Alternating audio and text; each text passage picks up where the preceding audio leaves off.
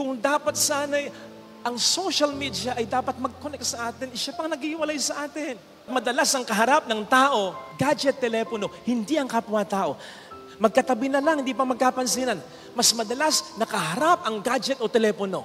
Mas madalas mong hawak at hinahanap ang gadget, telepono, kaysa sa mahal mo. Mas interesado tayo ngayon sa buhay ng iba kaysa sa buhay ng mga tao sa atin ay mahalaga. And that's very dangerous. Kaya madalas sinasabi ko sa mga kaibigan ko, hindi tama. Sabihin nyo lang nangihimasok ako. Pero naniniwala ko hindi tama na meron kanyang kanyang TV sa kwarto. Dapat isa lang yung lugar na may TV at doon nagsasama-sama kayo. Father, iba ang gusto ko. Iba ang interest niya. Di magbigayan kayo. And you'll realize, mas lalalim ang relasyon ninyo kapag yung gusto niya, ginusto mo, and vice versa. Father, may sinusubaybayan ako. Anong gusto mong subaybayan? Buhay ng iba o buhay ng mahal mo? Buhay sa pelikula na hindi naman totoo? Kaysa sa totoong buhay ng mahal mo? In connection with this, sinasabi ko rin, dapat pag kumakain, walang cellphone. Kahit pa naka-silent mode yan, sinisigurado ko sa iyo, pag ilaw niyan, pag vibrate niyan, tumitingin ka rin dyan, di ba? Parang kinakatika at marami sa atin talagang kinukuha, binabasa. Kaya kapag may cellphone ka habang kumakain ka, kasama mo yung pamilya, parang sinasabi mo, mas mahalaga kaysa inyo yung concern ng teleponong ito. Kapag nagbe-bless ako ng bahay, sa mga nakapagpa-bless sa akin ng bahay, pansinin po ninyo, pinagdarasal ko yung dining area. Lord, basabasan mo po ang hapagkainan na ito upang sa silid ito'y magkatipon ng pamilya, kasama ko minsan ang kanilang makamag-anakan at kaibigan, upang sana'y maglaan sila ng panahon, hindi lang para kumain, kundi para magkamustahan, magkwentuhan, upang mas lumalim pa ang kanilang samahan. May trabaho ka, may negosyo ka, nag-aaral siya, may kaibigan ka, may kabarkada siya. Kailan kayo pwedeng magkasama-sama?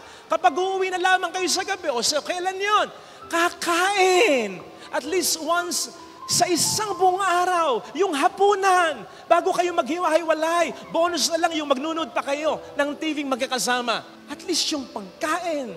I tell you, marami ang nawawala sa atin. Marami. Kami dati, hindi namin nakasanayan yan eh. Sabi ko, hindi pwede yon.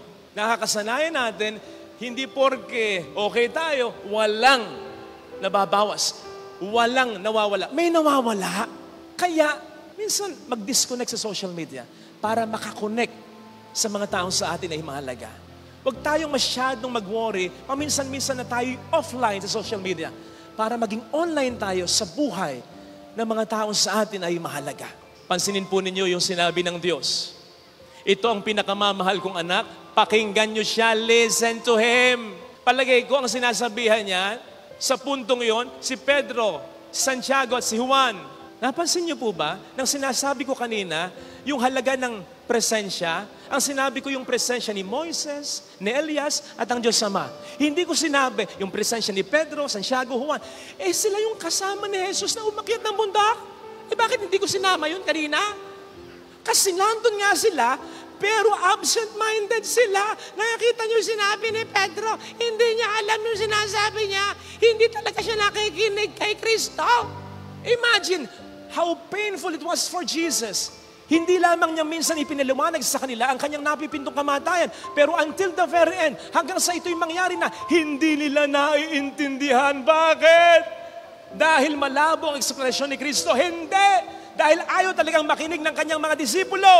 Ayaw nilang pakinggan si Kristo. Ayaw nilang unawain si Kristo. Madalas ganyan tayo. Kasama ko naman siya. Katabi ko naman siya. Hindi porke kasama ka, nandun ka. Hindi porke kasama ka, nararamdaman ka. Dapat makinig ka rin sa Kanya. Pakiramdaman mo siya.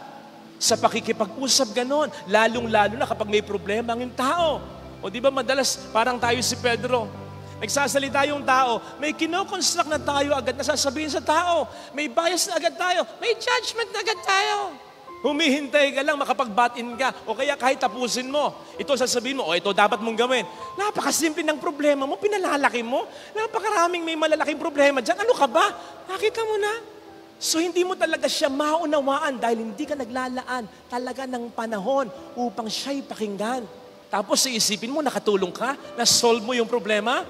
At sabihin mo sa asawa mo, huwag ka nang mag-alala, nakausap ko na yung anak mo. Nakausap mo nga ba talaga? Kinausap mo, nagsalita ka. Pero ang tamang pakikipag-usap, hindi pagsasalita lang, more on pakikinig ang pakikipag-usap. Because listening is an act of love. Tanggalin mo isang tenga, pagdugtungin mo, mabubuo mo puso. Sapagkat ang tunay na pakikinig, hindi papasok dito at lalabas dito. Pagpasok dito, dapat dumiretso sa puso. Pinakikiramdaman mo, may malasakit, may pagmamahal. So that listening will really be an act of love. It's an act of love kasi mahirap makinig. Mas madaling magsalita.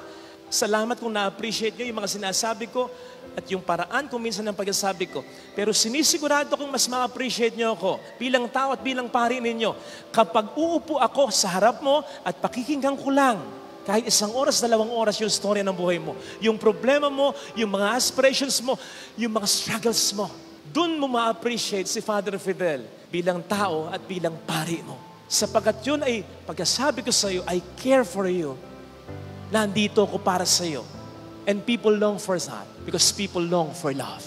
Mas madali nga namang i-take yung natural calamity kaysa man-made calamity.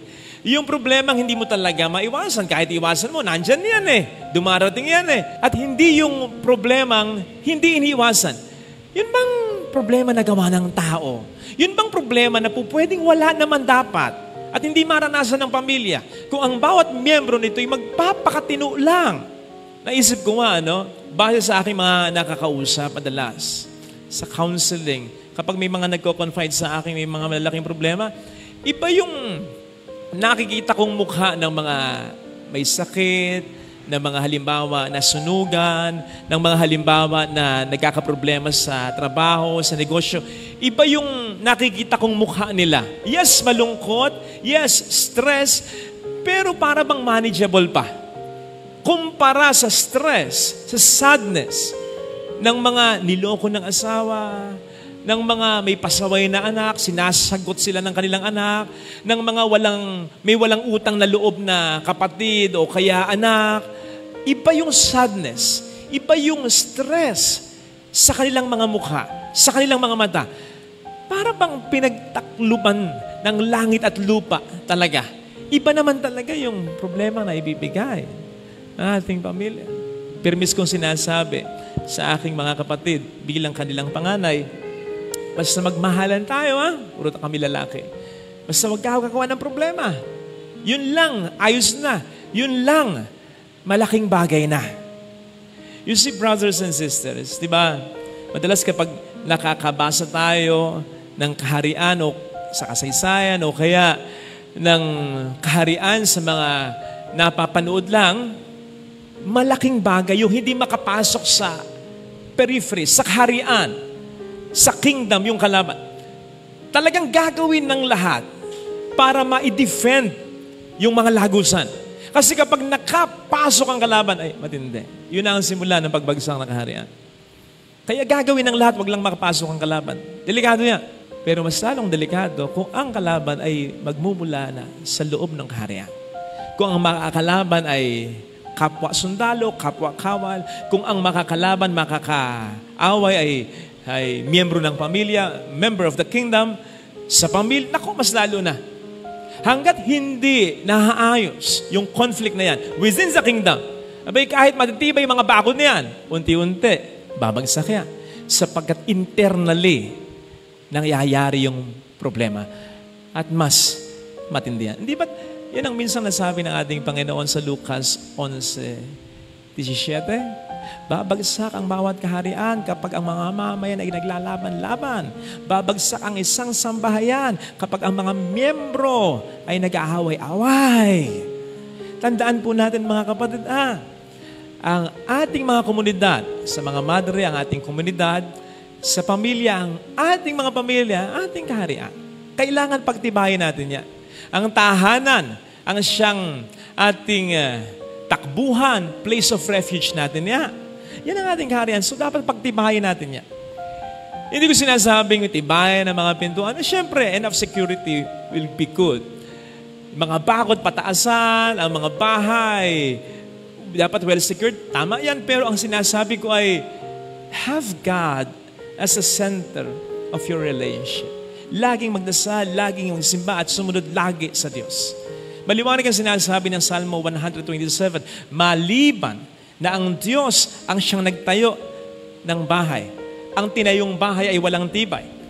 Sa kaparehas na pagtuturo, ang sabi rin ng ating Panginoon sa Mateo 7, ang matalinong tao ay nagtatayo ng bahay sa ibabaw ng bato at hindi sa ibabaw ng buhangin lang. So dapat, ang Diyos ang laging maging sentro ng ating samahan. So kung ating tahanan ang siyang ating magiging munting simbahan, ang siyang magiging mga munting kaharian ng Diyos sa ating buhay, dapat pagtibayin natin yan sa pamamagitan ng pagsampalataya sa Panginoon at ng matibay na relasyon sa Kanya. Kaalinsabay nito, yung pagmamahalan sa bawat pamilya, yung unawaan, yung patawaran, yung ginagawa o yung ginawa ni Pope Leo the Great, yung maging daan ng pagkakaisa sa bawat pamayanan, lalong-lalo na nga sa ating tahanan. Iyan ang siyang magpapatibay.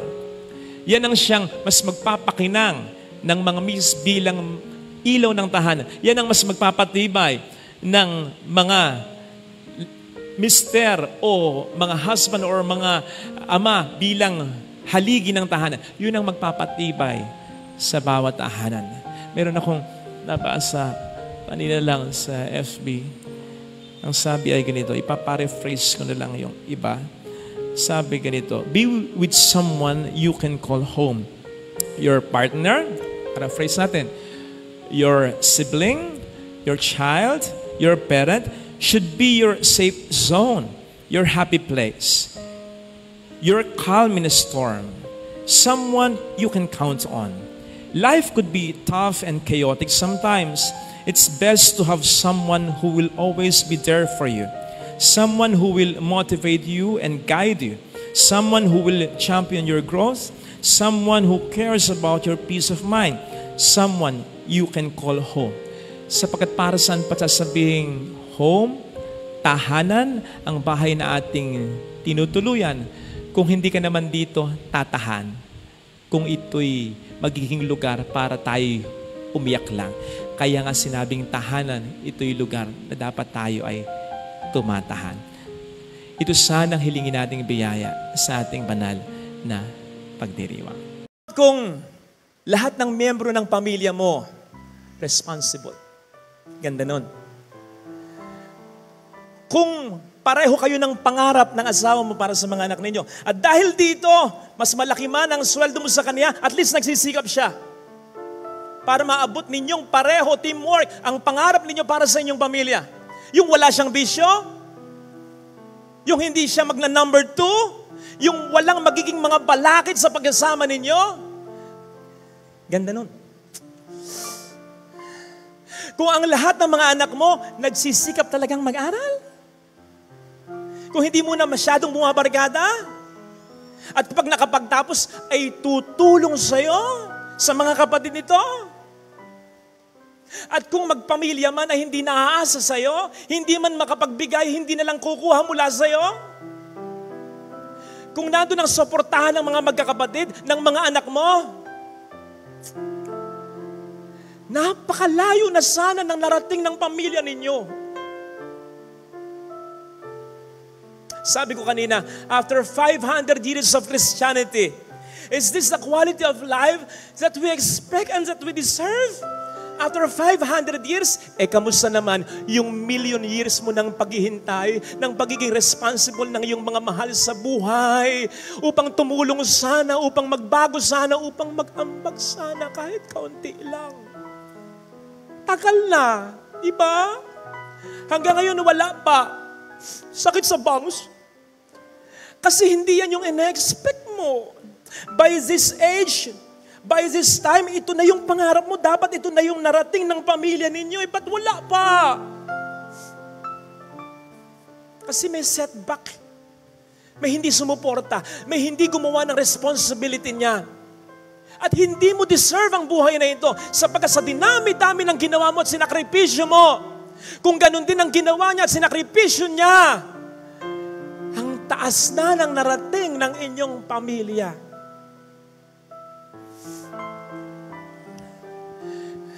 I feel for you. Marami kong na-encounter na ganito. Pero isa lang ang payo ko sa kanila at sasabihin ko din sa iyo. Do not give up. Don't give up on your dream for your family. Father, iniwan ako ng asawa ko. Father, irresponsable yung mga anak ko. Ano bang pangarap para sa pamilya? Your family cannot afford anymore to have another setback. Kung naging irresponsible siya, huwag mong gayahin. Kung naging unfaithful siya, huwag mong gayahin.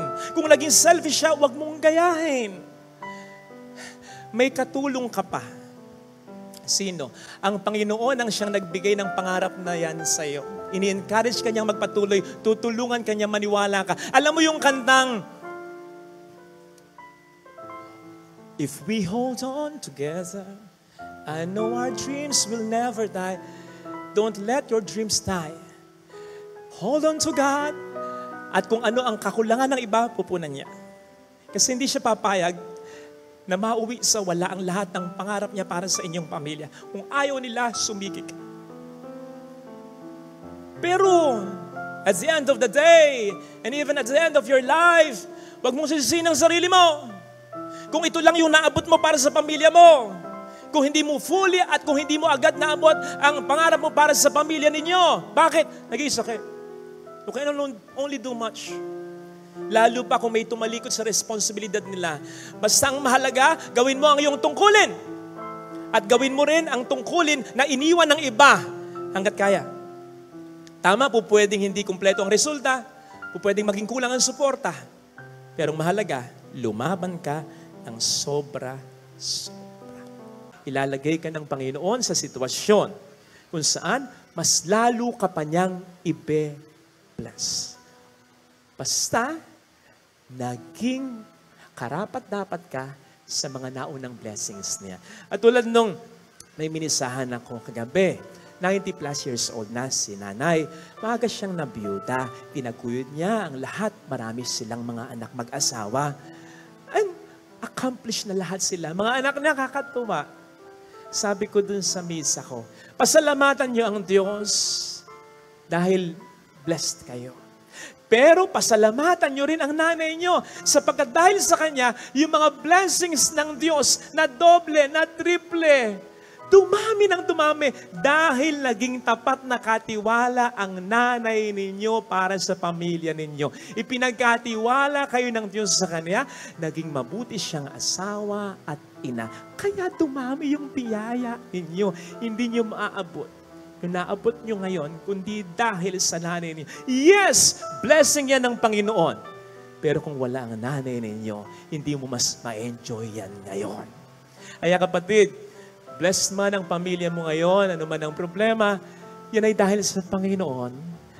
Pero yan din ay dahil sa iyong partisipasyon. Kaya, kahit feeling mo ikaw na lang lagi ang nagdadala, huwag kang mawawala ng pag-asa. Kasi ikaw talaga yung sikreto kung bakit yung biyaya dumadaloy mula sa Kanya at napupunta, nagsasanga-sanga sa iyong pamilya. Paano na lamang sila kung bibigay ka? Ha? So, isipin po natin yun, ha? Na yung mga blessings na nare-receive natin, ito ay jumping board pa for more blessings. Provided, maging katiwa-tiwala tayo, mas maging mabuti tayo, mas isipin natin ng ating kapwa-tao, ang ating pamilya, mas maging matyaga, mas maging masakit, mas maging mapagmahal tayo. Mas lalo pa yung mga blessings na yan, maniwala ka. Tama! Ang blessings naman ay walang kondisyon. Pwede naman tayong bigyan ng blessing ng Panginoon nang walang man's participation. Pero doon mas nagmumultiply yung blessing na yun. May mga blessings kasi ang Panginoon na hindi niya ibibigay sa iyo hanggat hindi ka pa handa dito.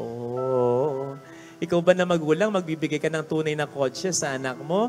Kung 12 years old pa lang ito, adik ka? Siyempre, dapat mag-matured muna siya, di ba? Magsanay muna. Ganun ang Diyos. Ganun ang Diyos. Mas marami siyang blessings na ibibigay, provided na ready na tayo. Yes, I know this somehow sounds not so great. Halimbawa, sa mga taong ready na, sa mga biyaya na hinihiling nila, pero hanggang ngayon hindi pa rin nila makuha. Halimbawa, yung biyaya ng anak. Lord, tagal na po namin walang anak. Kahit isa lang po sana, Lord. Kahit isa lang. Please lang. Halimbawa, yung biyaya ng kalusugan, Lord, gumaling na po sana ako, yung mahal ko para maayos ko na yung pamilya ko, magawa ko na yung mga gagawin ko. Lord, ready na ako para sa biyaya na ito. O kaya yung biyaya ng asawa, Lord, ano ba bang ire-ready ko? 45 na ako.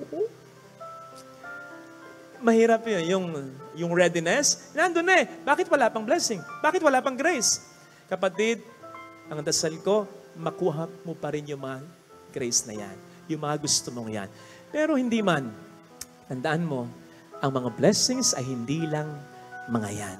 Tandaan mo, ang Diyos din ay madiskarte, maparaan sa mga blessings na sa atin ay Kanyang inilalaan. Hindi ka man niya mapagbigyan sa isa o dalawang blessing, babawi siya sa ibang mga blessings. And more than all these blessings, sana ang masilingin natin ay ang Kanyang abiding presence na maramdaman natin. Hindi lamang yung mga biyaya na ating hinihiling, kundi siya na source of all these blessings. At mangyayari yon kung kahit wala tayong hihilingin, magdarasal at magsisimba pa rin. Mangyayari yon lalong-lalo na kung kahit hindi pa rin natin nakukuha, matagal na ang ating hinihiling, tayo ay magdarasal, magsisimba, at sasampalataya pa rin. Kasi doon, pinapakita mo na sa Kanya eh. Mahalaga yung mga hinihiling ko, pero mas mahalaga na maramdaman kita, Lord, dito. Napakahalaga nun! Kasi darating yung pagkakataon, ano man ang mga blessings natin sa buhay, iiwan natin lahat niyan. Kapag nasa bani ka ng karamdaman, makikita mo ang pinakamahalaga. Hindi ang lahat ng ito, kundi ang source ng lahat ng ito, si Kristo, dapat nasa puso ko. Ito sana ang hilingin nating biyaya sa banal na pagdiriwang na ito. Father, kanan-knockdown ko lang, kadadapa ko lang, parang walang katapusan, tapos patuloy ang paglaban. Parang hindi ko na mayaayos ang lahat ng ito. Nananahimik ako, dumating kayo, nagpadasal kayo, nang hindi nangyari, sisihin mo pa ako. Ano man ang problema mo ngayon, hindi ko sasabihin, ayos yan.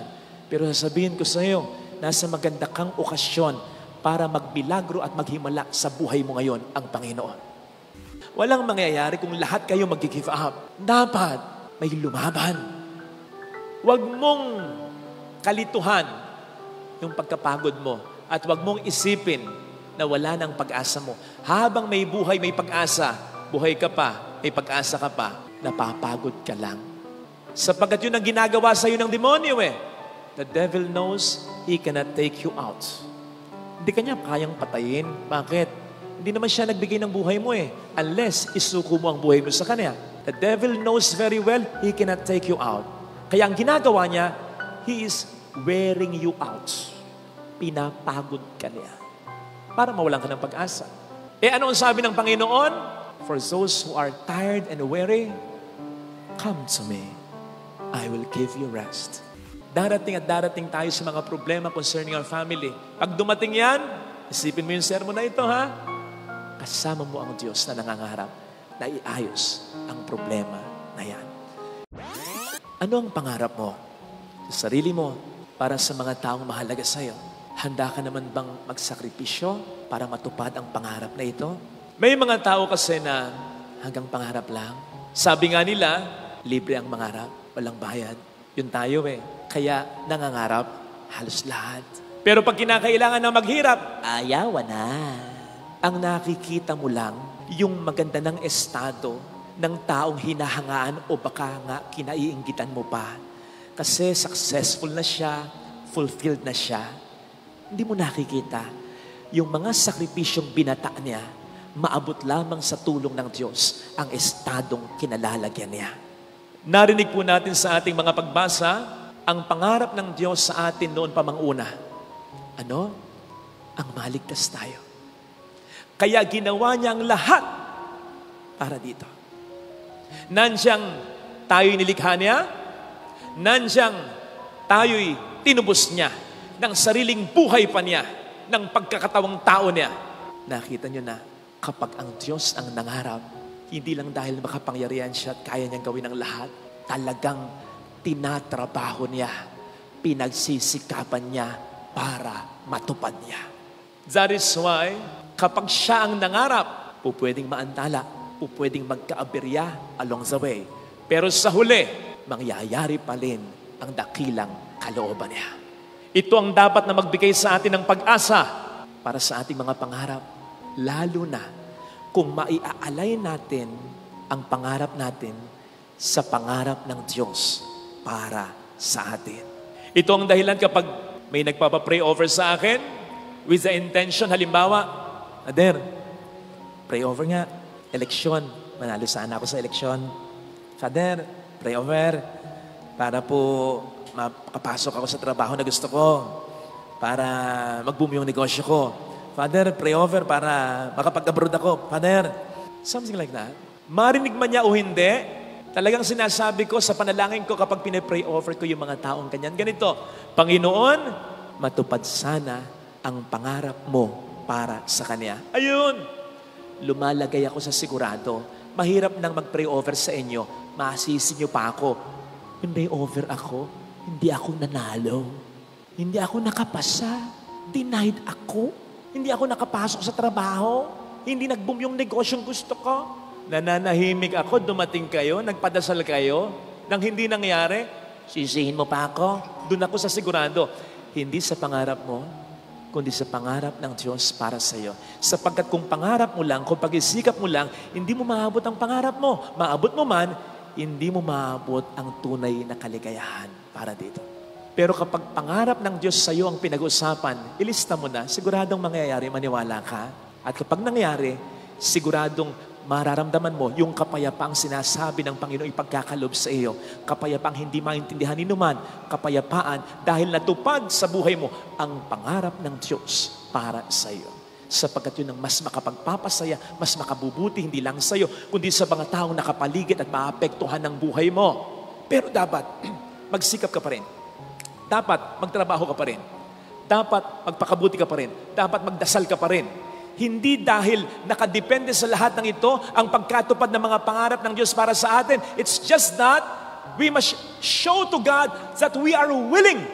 Kasi kahit gusto niya at ayaw naman natin o hindi tayo worthy, bakit niya ibibigay sa atin ang pangarap niya para sa atin?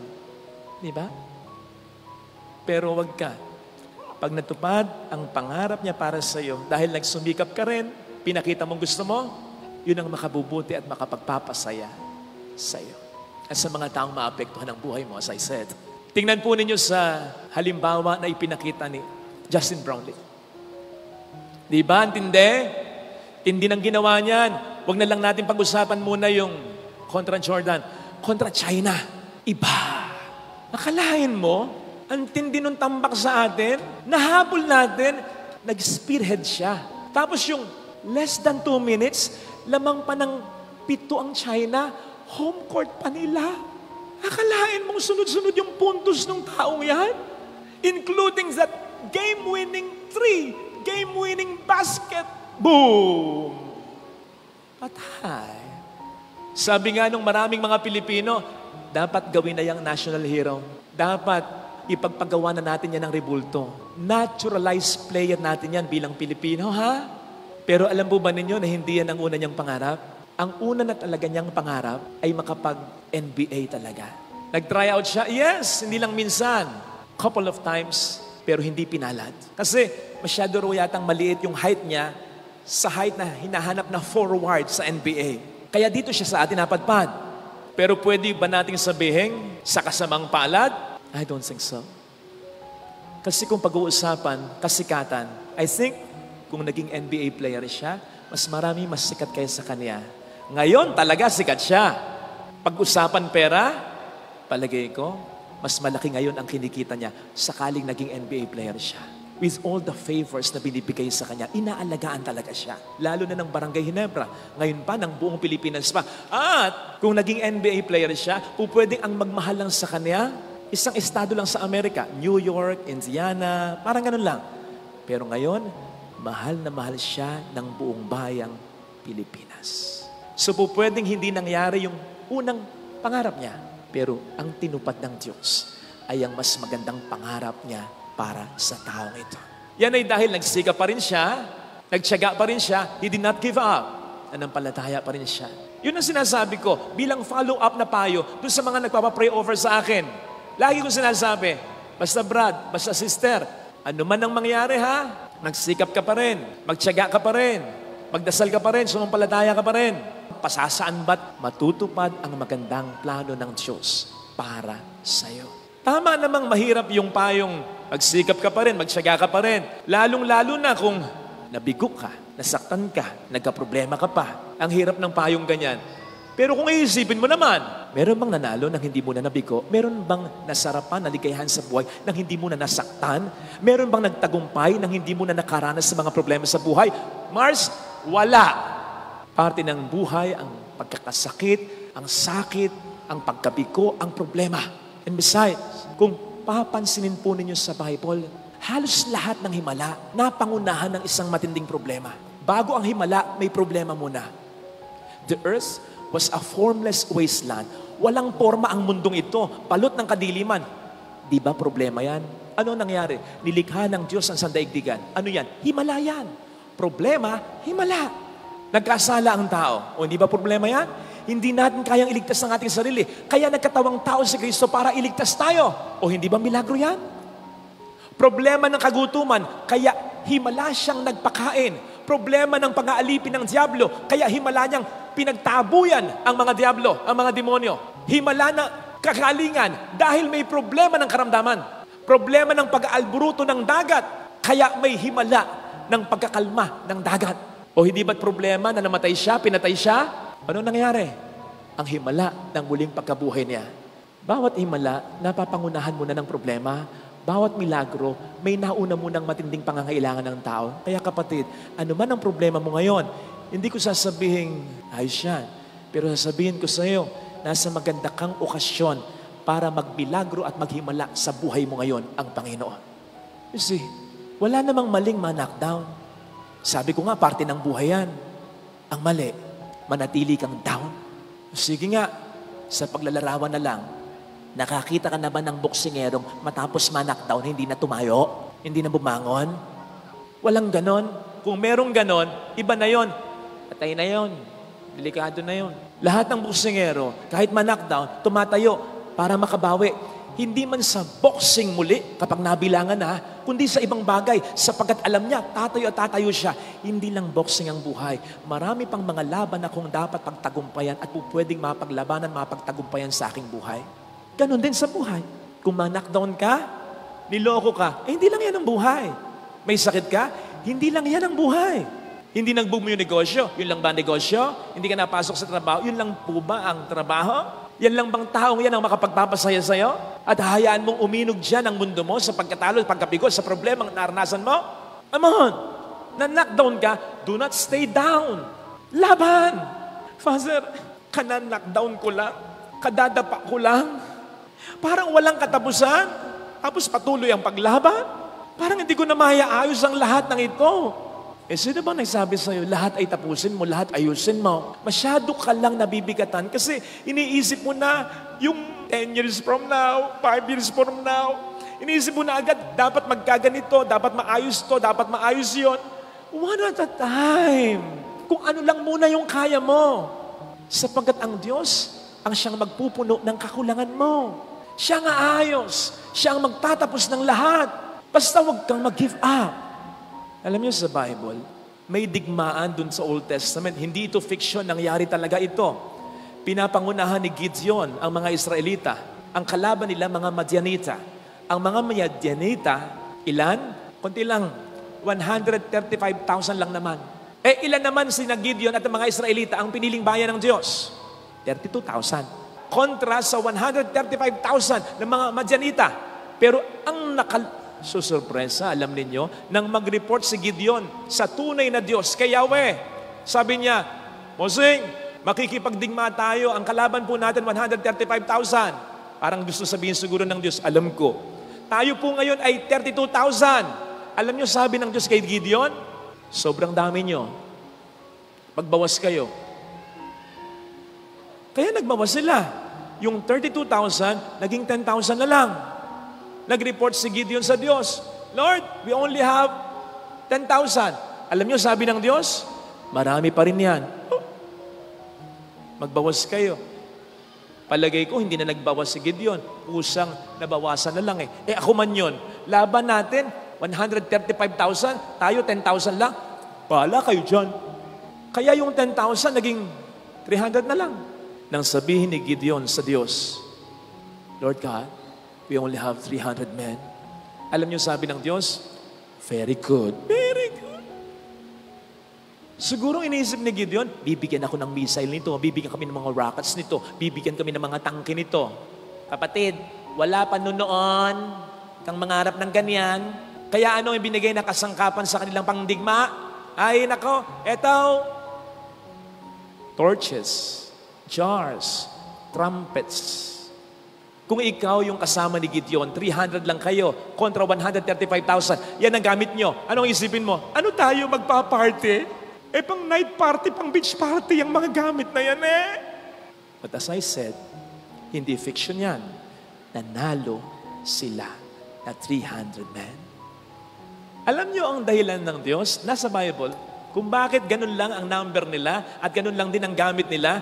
Ayokong pag nanalo kayo, isipin ninyo dahil sa inyo. Gusto ko pag nanalo kayo, ang lagi nyo isipin, ako ang nagpanalo sa inyo. Kasi gustong iparamdam ng Diyos ni Yahweh kay Gideon at sa mga Israelita yung pinaramdam at sinabi niya kay King Josaphat sa 2 Chronicles 20:15, do not be afraid of your vast enemies, for the battle is not yours, it is mine. Huwag kayong matakot sa dami ng kalaban ninyo sapagkat ang laban na ito ay hindi nyo laban, ito ay laban ko. Kaya wag mong isipin, paano mo maayos? Paano mo matatapos?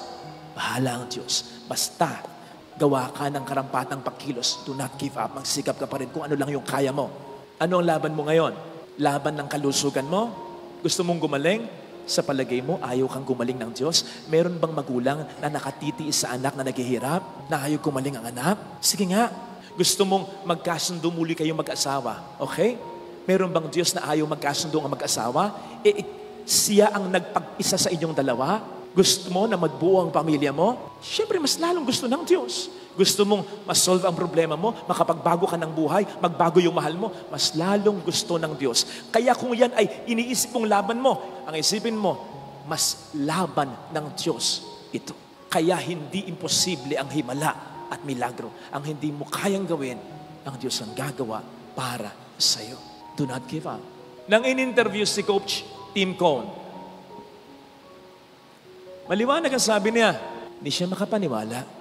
Naging very honest siya. Last 2 minutes daw, nag-give up na siya. Totoo, nag-give up na siya. Hindi lang niya sinabi sa mga players niya. Sa loob-loob daw niya, hindi pwedeng manalo kami. Sigurado to, olats to, talo to. Tanggap na niya. Sabi nga niya, dagdag pa niya, akala ko, sa pelikula lang nangyayari ito. Nangyayari. Boom! Boom! Kaboom! Panalo!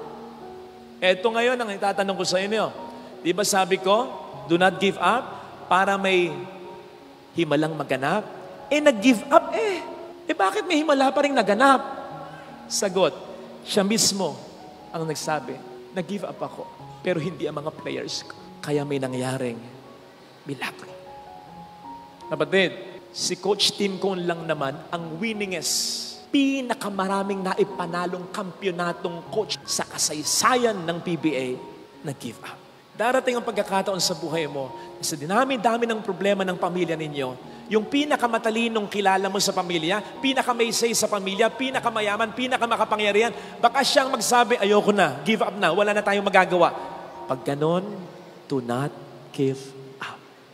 Para may mangyari pa ring milagro, may himala pa ring maganap. Walang mangyayari kung lahat kayo mag-give up. Dapat may lumaban. Huwag mong kalituhan yung pagkapagod mo at huwag mong isipin na wala ng pag-asa mo. Habang may buhay, may pag-asa, buhay ka pa, may pag-asa ka pa, napapagod ka lang. Sapagkat yun ang ginagawa sa iyo ng demonyo The devil knows he cannot take you out. Hindi kanya kayang patayin. Bakit? Hindi naman siya nagbigay ng buhay mo unless isuko mo ang buhay mo sa kanya. The devil knows very well he cannot take you out. Kaya ang ginagawa niya, he is wearing you out. Pinapagod ka niya para mawalan ka ng pag-asa. Ano ang sabi ng Panginoon? For those who are tired and weary, come to me. I will give you rest. Alam ng Panginoon mapapagod ka. Alam niya. Kaya yung demonyo, inuunahan na niya. Pag napagod ka, huwag kang lalapit sa demonyo. Mas lalo kang mawawala ng pag-asa, diskarte sa buhay. Lumapit ka sa akin. Bibigyan kita ng kapahinga sapagkat maginhawang dalhin ang aking pasanin. Father, teka. Sabi mo, bibigyan niya ako ng pahinga. Bakit bibigyan niya pa rin ako ng pasanin? Ganito. Ang pasaning ibibigay niya ay mas kaya mo sapagkat kasama na siya sa pagbubuhat nito. Alam po ninyo yung pamatok na nilalagay dito sa batok ng isang animal, halimbawa baka o kalabaw o asno, nasanay tayo dito sa Pilipinas na isa lang nakalagay, di ba? Isang hayop lang, nakalagay isang pamatok lang. Sa mga Israelita, si Jesus ay isang Hudyo. Dalawa yan. Dalawang animals yung nagdadala. So magkahugpong na dalawang pamatok. So, in essence, sinasabi ng Panginoon, ito ang pamatok na ibibigay ko sa iyo. Karpintero ko, ako ang gumawa nito. Isang batok sa batok mo, isang pamatok, yung isang pamatok sa akin. At dahil mas malakas, mas makapangyarihan ako sa iyo, ako ang mas magdadala ng problemang ito. Basta, lumakad ka para madala kita sa pangarap ko para sa iyo. Yun lang. Yun lang hinihingi sa atin ng Diyos. Do not give up. Huwag kang mawawalan ng pag-asa. Lagi kong sinasabi, hindi ka buhay ngayon kung wala nang magandang balakin para sa iyo ang Panginoon. Lalong-lalo na when it concerns your family. Sa mga nagpapapray over, manalo sa eleksyon. Sa mga nagpapapray over, magka-asawa pa kahit may edad na. Sa mga nagpapapray over na magkapera. Sa mga nagpapapray over na sana matanggap sa ganitong gustong trabaho, mag-boom yung negosyo. Medyo hindi pa ako sigurado eh. Kaya yun ang sinasabi ko, matupad nawa ng Diyos ang maganda niyang pangarap para sa iyo. Hindi ko sigurado na yung pangarap mong negosyo, pangarap mong trabaho, pangarap mong manalo sa eleksyon, kung yan din ang pangarap niya para sa iyo. Pero isang bagay sigurado ko, pagdating sa pamilya, pagdating sa pagbabago, pagdating sa pagbabago ng mahal mo, pagdating sa pagkakasundo ng mga anak mo, pagdating sa pagnanais mong maayos ang pamilya mo, yun, sigurado ako, pangarap niya yun para sa iyo. Di ba, yan ang pangarap natin lahat. Di naman ng mga material na bagay kundi ang maayos na pamilya at mga mahal sa buhay. Darating at darating tayo sa mga problema concerning our family. Pag dumating yan, isipin mo yung sermon na ito, ha? Kasama mo ang Diyos na nangangarap na iayos ang problema na yan.